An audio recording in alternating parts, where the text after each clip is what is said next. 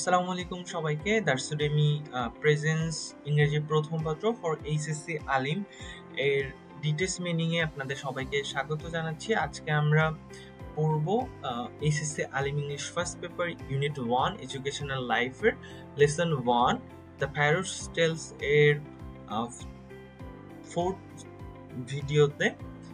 চলো আজকে আমরা ডিটেলস মিনিংটা পড়ে ফেলি। This time, as the king mounted the elephant, he ordered the officer entrusted with twisting the ears of mischief makers to deal with the fault finder. This time, এই সময় এবার as king mounted the elephant, রাজা যখন হাতির উপর উঠলেন, he ordered, তিনি নির্দেশ দিলেন, the অফিসারকে ইন্ট্রাস্টেড, বিশ্বস্ত অফিসার বা কর্মীকে, with twisting the ear mischief make to the deal with the fault finder, দুই দুষ্ট কানমলা দিতে নিন্দুক লোকেদের খুঁজে। তার মানে হলো যারা নিন্দুক লোক ছিল, অর্থাৎ আগের যে প্যাসেজে বা আগের পার্টে আমরা যেটা পড়ছিলাম যে দুষ্ট লোকেরা যখন বললো যে এই পাখি তো নাই, পাখিটা কি আপনি দেখেছেন, তখন আসলে এই যে রাজা যখন উঠতেছিল এলিফ্যান্টে বা হাতিতে, তখন তিনি বললেন যে তাদেরকে আসলে কানমলা দেওয়া উচিত।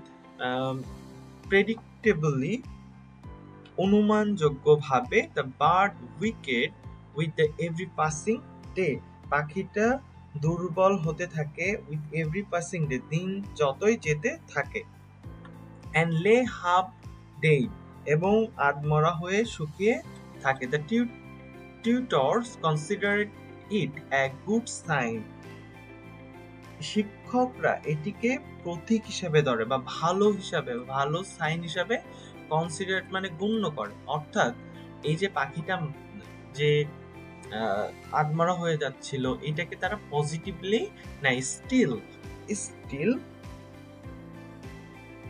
এরপরও out of imitate bad habit, সহজাত বদ অভ্যাসের কারণে, it would look out at the morning light and flutter its wings in the refreshable. So এইখানে বলছে যে out of innate bad habit, সহজাত বদ অভ্যাসের কারণে, it would look out at morning light, ভোরের আলো দেখলে বাইরে তাকিয়ে থাকে, and flitter it wings in reprehensible manner, নিন্দনীয় পদ্ধতিতে পাখিটা ঝাপটায়। রিপ্রিহেন্সিবল ম্যানার মানে নিন্দনীয়, রিপ্রিহেন্সিবল মানে হচ্ছে নিন্দনীয়।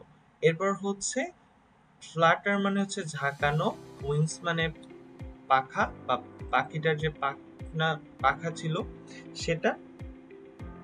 ইনফ্যাক্ট, প্রকৃতপক্ষে, on some days it would try to cut the wires. On some day, কিছু দিনে, it would try, পাখিটা চেষ্টা করছিল, on cut wire the cakes, খাঁচার প্রাচীর কেটে ফেলতে, with it feeble break, দুর্বল ঠোঁট দিয়ে। feeble হচ্ছে break মানে দুর্বল ঠোঁট। what impudence, কি নির্বুদ্ধিতা। The inspector of police command, police inspector command করলেন বা বললেন যে কি নির্বুদ্ধিতা। Then the blacksmith arrived with the furnace, তারপর কামার আসলেন, with furnace, blows and hammer and anvil, তারা চুল্লি, হাতুড়ি এবং নেহা নিয়ে তারা হচ্ছে আসলো, যে তাদের হ্যামার বা চুল্লি এই সবগুলো নিয়ে আসলে তারা এখানে আসলো। এখানে হলো ফিউরেন্স মানে হইলো যে চুল্লি, ব্লিও মানে হচ্ছে হাপড়, হ্যামার মানে হাতুড়ি, এরপরে হচ্ছে অ্যানভিল মানে হচ্ছে নেহাই নিয়ে। ওকে, হোয়াট থান্ডারাস হ্যামারিং বিগান দেন, তখন হচ্ছে বজ্রের ন্যায় হাতুড়ি পেটা শুরু হইল। এরপরে কি হইল? শুরু হইল হ্যামারিং বিগান দেন, তারপর হচ্ছে বজ্রের মতো হ্যামারিং বা হচ্ছে হাতুড়ি পেটানো শুরু হইল। A chain was fastened on the bird's foot and its wings were trimmed. এরপর যেটা হইল যে a chain was fastened on the bird's foot, পাখিটার পায়ে লোহা লাগিয়ে দেওয়া হইল, and its wings were trimmed, পাখিটা ট্রিমেড করা হইল বা ছাঁটাই করে দেওয়া হলো। পাখিটার যে পাখা ছিল সেটাকে হচ্ছে ছাঁটাই করা হইল। The king's brother-in-law looked greatly annoyed as they shook their heads and said, "It is not just that the birds of the kingdom are stupid, they are also ungrateful." So এরপর যেটা হইল, the king brother-in-law, রাজার শালক, looked greatly annoyed, দেখে বিরক্ত হইল, annoyed মানে বিরক্ত হওয়া, as they shook their heads, তারপর মাথা নাড়ালেন, and said, এবং বললেন, it not just that, এটা শুধুই নয়, the but in this kingdom are stupid, এই রাজ্যে শুধু পাখিটাই বোকা নয়, they are also ungrateful, তারা অকৃতজ্ঞ। তার মানে হচ্ছে এখানে শুধু যে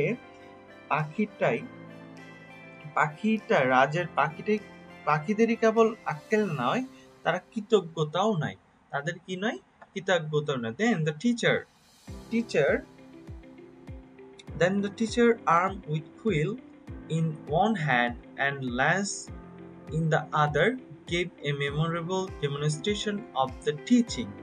Then the teacher, এরপর শিক্ষকরা, armed with quill on one hand, এক হাতে সজোরের কাঁটা নিয়ে, and lance on their other, অন্য হাতে বর্শা নিয়ে, gave a memorable demonstration of teaching, শিক্ষার স্মরণীয় প্রদর্শনী দেখান। তারপরে কি করে? যে স্মরণীয় প্রদর্শনী দেখান। The blacksmith trade flourished to such an extent that gold ornaments beaded his wife's body, and the police inspector's alertness earned him a medal. So তারপর হইল যেটা হইল, the blacksmith trade flourished to such an extent that, কামারের ব্যবসা এতটাই উন্নতি করে যে the gold ornament beaded his wife body, তার স্ত্রীর শরীর স্বর্ণ অলংকার দেখা যায়, and the police inspector's alertness, police inspector সচেতনতা, earned him a medal, তাকে একটা হচ্ছে মেডেল জেতালো। অর্থাৎ এইখানে ব্ল্যাক স্মিথ যে ছিল, স্বর্ণ অলংকার যেটা, বা হচ্ছে এইখানে হচ্ছে যে কামার, তার স্ত্রীর স্বর্ণ যে দিয়ে তার শরীরে দেখা গেল, তার মানে তারা বড়লোক হয়ে গেল। সো এইখানে মূলত যে বিষয়টা দেখা গেল যে এখানে আসলে পাখিটার যে অবস্থাটা আরো বেশি খারাপের দিকে আসলে নিয়ে যাচ্ছিল, এবং এখানে একটা যে শিক্ষা দেওয়ার যে বিষয়গুলোকে আরো জটিল করে ফেলছিল। এবং সেখানে কিং এর যে শালক ছিল, সে বলল যে এইখানে যে পাখিটা আসলে শুধুমাত্র স্টুপিড না, এটা হচ্ছে আনগ্রেটফুলও ছিল, কারণ ওই যে বিষয়গুলোকে সে মানার চেষ্টা করতেছিল না। The bird died. When it died was not known, thanks to God-forsaken detectors. The rumor went round, the bird is dead. তার মানে হইল যে এই যে বার্ডটা সম্পর্কে যে মারা গেল, এটা কিন্তু কেউ জানলো না। তো আমরা এখন একটু ওই ডিটেলস মিনিংটার দিকে যাই। The bird died, পাখিটা মারা গেল। When it died was not known, কখন মারা গেল তা কেউ জানে না। Thanks to God-forsaken detectors, to rumor went round. Thanks to the অতীব জঘন্য সমালোচকদের ধন্যবাদ। দ্য রিউমার ওয়েন্ট রাউন্ড, গুজব ছড়িয়ে পড়ে। দ্য বার্ড ইজ ডেড, পাখিটা মারা গেছে। The kings called his nephew and said, kings রাজা কল্ড ডাকলো, হিজ নেপিউ অ্যান্ড সেইড, রাজা ভাগ্নিকে ডাকলো এবং বলল, what is this I hear, এ আমি কি শুনছি?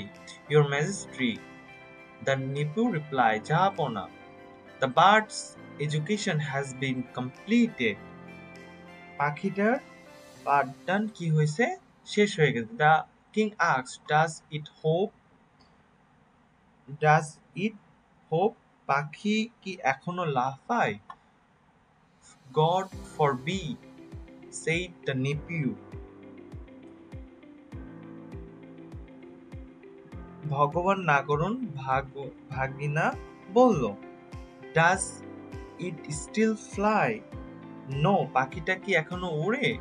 তখন ভাগিনা বলল, না। ডাজ ইট স্টিল সিং, তখন এটা কি এখনো গান গায়? তখন বলল, না। Does it screech if it isn't feed, পাখিটা কি খাওয়ানো না হলে এখনো চিৎকার করে? তখন বলে, না। Bring it to me so that I can see it, said the king. Bring it to me, পাখিটা আমার কাছে নিয়ে এসো, সো দ্যাট, যাতে, আই ক্যান সি ইট, আমি দেখতে পারি, said the king, রাজা বলল। দ্য বার্ড কেম, পাখিটা আসলো বা এলো, along with, এর সাথে, it came the inspector, a guard and cavalry officer, একজন ইন্সপেক্টর আসলো, রক্ষীদার আসলো, অশ্ব সৈন্য আসলে ওনার সাথে আসলো। The king praise the bird, রাজা পাখিটাকে চাপ দিয়ে দেখলেন, ইট মেড নো সাউন্ড, এটা কোনো শব্দ করছিল, নট ইভেন ইট স্কুইক, এটা ক্যাচ ক্যাচ শব্দ আসলে করেনি। only its stomach let out resulting noise of dry pieces of paper. Only its stomach, শুধু এর পেট, let out the resulting noise of dry piece of paper, শুকনো কাগজের খসখস শব্দ করলো। Outside, the green shoot of the early spring sighted in the southerly breeze, filling the sky above the budding forest trees with the wistful melancholy. So এখানে outside মানে হলো বাহিরে, the green shoot of early spring side, নব বসন্তের সবুজ শ্বাস নিচ্ছে, in the সাউথারলি ব্রেজ, দক্ষিণা হাওয়ায়, ফিলিং দ্য স্কাই, আকাশ পরিপূর্ণ করেছে, ফিলিং দ্য স্কাই, আকাশ পরিপূর্ণ করেছে, above the birding forest trees, উদীয়মান বনের গাছের নিচে, উইথ উইসফুল মেলানকোলি, সতৃষ্ণ নিরাশায়। অর্থাৎ এর মাধ্যমে যে পাখিটা যে মারা গেল, এবং এখানে মূলত রবীন্দ্রনাথ ঠাকুর যেটা বোঝানোর চেষ্টা করেছেন, যে পাখিটাকে আসলে যেভাবে বাঁচার যে বিষয় ছিল, শিক্ষাদানের যে সঠিক রূপ, সেটা কিন্তু আসলে হয়নি, এবং সেজন্য পাখিটার আসলে এই যে মারা গেল বা হচ্ছে সঠিকভাবে যে জ্ঞান লাভের যে বিষয়টা, সেটা কিন্তু আমরা দেখতে পেলাম না। তো আশা করছি আমাদের এই the fires tale by Rabindranath Thakur এই ডিটেলস মিনিংটা শেষ হলো, এবং আমরা এটা থেকে প্যাসেজ কিভাবে লিখতে হয় বা প্যাসেজ কিভাবে কোনটা হবে সেটা নিয়েও আমরা পড়াবো। আশা করছি আজকের মতো আমরা এখানে শেষ করছি।